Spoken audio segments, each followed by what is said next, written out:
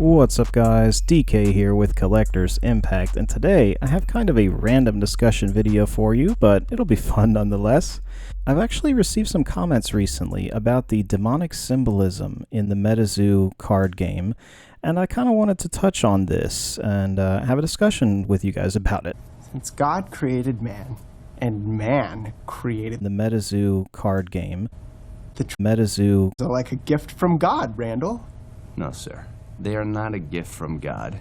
They are an unholy curse from the beast we call the Desolate One. I don't really want to hear this, Randall. So you can notice right away that for the Nightfall set launch especially, there is a lot of genuine demonic lore and everything around some of the cards in the set. In fact, the rarest card in this set, the Ultra Lottery card, is Satan himself, which is kind of crazy.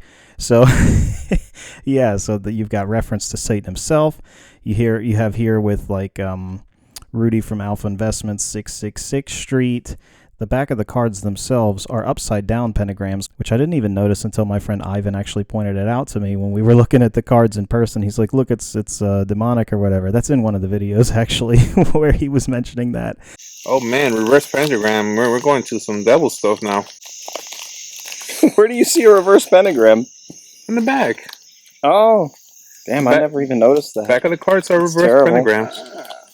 But yeah, it's kind of because if you turn it right side up, a little bit of history lesson on this. In terms of the pentagram, when it's right side up like this, it's supposed to be a symbol of peace and love and all that kind of stuff. They use it in the tarot cards, the famous tarot cards where you read your fortune and all of that. The pentagrams are an entire suit in the tarot decks, and they're supposed to be like a rather holy, peaceful symbol. It's when you turn it upside down, just like the cross, when it's inverted upside down, those are demonic symbols. So yeah, in terms of the presence of these things in these cards, there's absolutely 100% no doubt that they are there. You know what I mean? Like, they're intentional that these dark forces and evil symbols are there.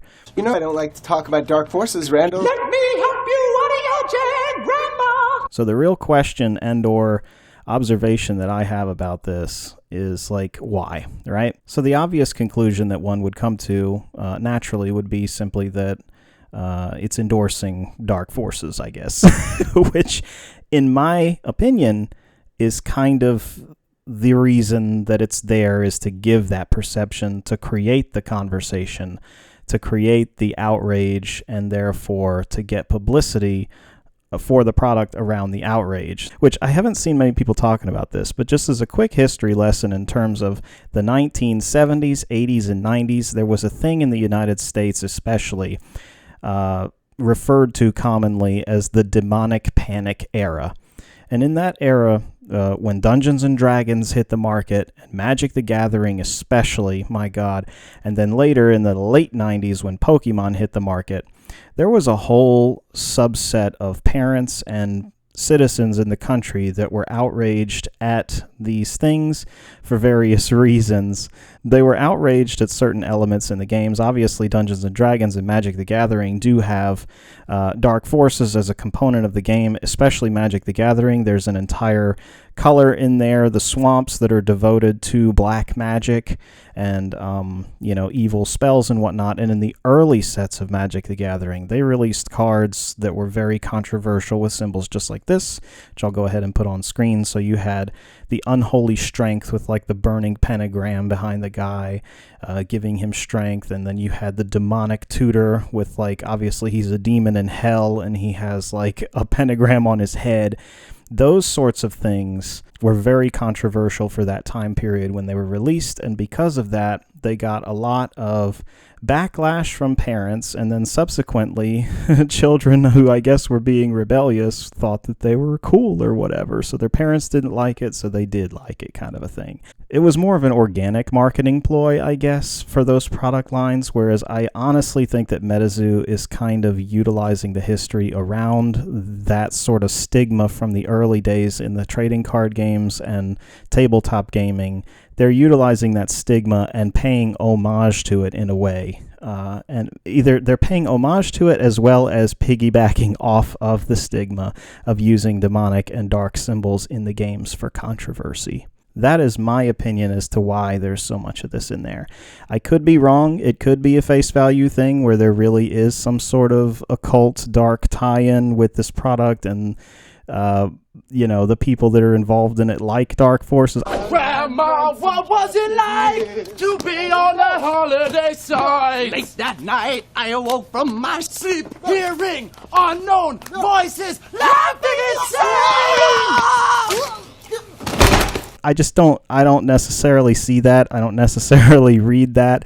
I see this much more as an homage to that situation and to that history of trading card games and the panic over darkness symbolisms in gaming. Due to these controversies, actually, there were a lot of changes that were made in Magic the Gathering from like the year 1994 all the way up to the year like 2009, I want to say, where Magic the Gathering tapered back significantly on actual mentions of demons and demonic things. It wasn't until around 2009, 2010 that they started getting bold again and releasing, like they re-released Demonic Tutor for the very first time around that period.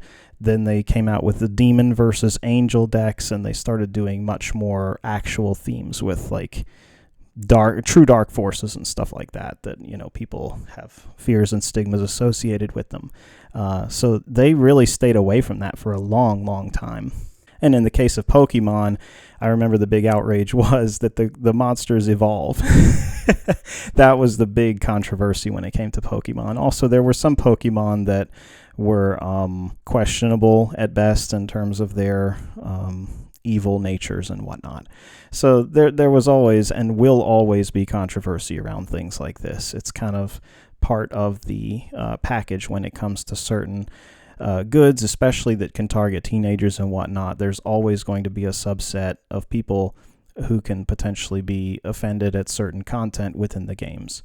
The real question that I have for you guys, what do you think? Do you think that these symbols are there as an actual endorsement of such belief systems and whatnot, or do you tend to lean on the side that I'm kind of leaning on, where it's much more of an image and marketing kind of a standpoint in terms of riding on the back of that former demonic panic wave?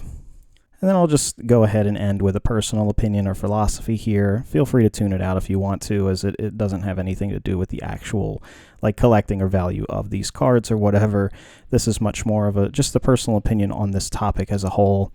And that is simply that I think that having or dealing in cards like this, knowing that they have the symbolism and everything, it really does just depend on your comfort level with that from a spiritual standpoint and what you truly believe. My personal opinion is that handling these cards, collecting these cards, doesn't inherently make the cards themselves evil or possess dark powers just because they have the symbolism. To me, the power when it comes to these sorts of belief systems and the stuff associated with it comes from the actual energy of the person involved. In other words, if you do not accept dark forces or satanic forces into your life, if you don't believe in that kind of a thing, if you don't give that kind of a thing power, then in my opinion you're fine. In other words, if you're not a supporter and adamant like Satanist or something,